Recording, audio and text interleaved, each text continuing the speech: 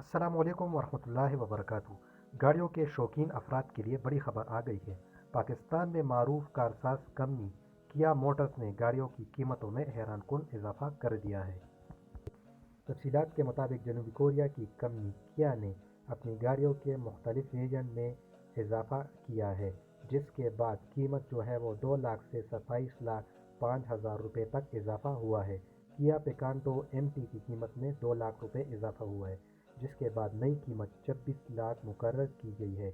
کیا پیکانٹو A T کی قیمت بھی 2 لاکھ روپے تک بڑھا دی گئی ہے، جس کے بعد قیمت 27 لاکھ ہو چکی ہے۔ کیا سپورٹیج الفا کی قیمت 3 لاکھ روپے کا اضافہ ہوا ہے، جس سے قیمت 50 لاکھ سے بڑھ کر 53 لاکھ ہو گئی ہے۔ کیا سپورٹیج ایف ڈبلیو ڈی کی پرانی قیمت 55 لاکھ تھی، جس میں مزید 3 لاکھ کا اضافہ کر دیا ہے، جبکہ کیا سپورٹیج اے ڈبلیو ڈی کی نئی قیمت 63 لاکھ ہے اور اس گاڑی کی قیمت میں بھی 3 لاکھ روپے تک اضافہ کیا گیا ہے۔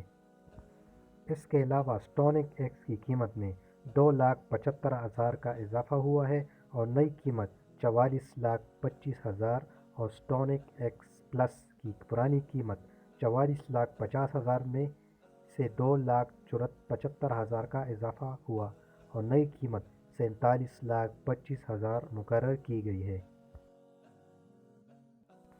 رپورٹ کے مطابق جنوبی کوریا کی کارساز کمپنی کیا نے 4 ماہ میں گاڑیوں کی قیمتوں میں تیسری بار بڑا اضافہ کیا ہے اور پاکستان میں نئی حکومت آنے کے بعد گاڑیوں کی قیمتوں میں مسلسل اضافہ دیکھنے میں آ رہا ہے۔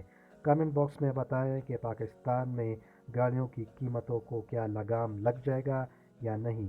اس کے بعد ہو سکتا ہے کہ سوزوکی کی کمپنی اپنی گاڑیوں کی قیمتوں میں اضافہ کر لے۔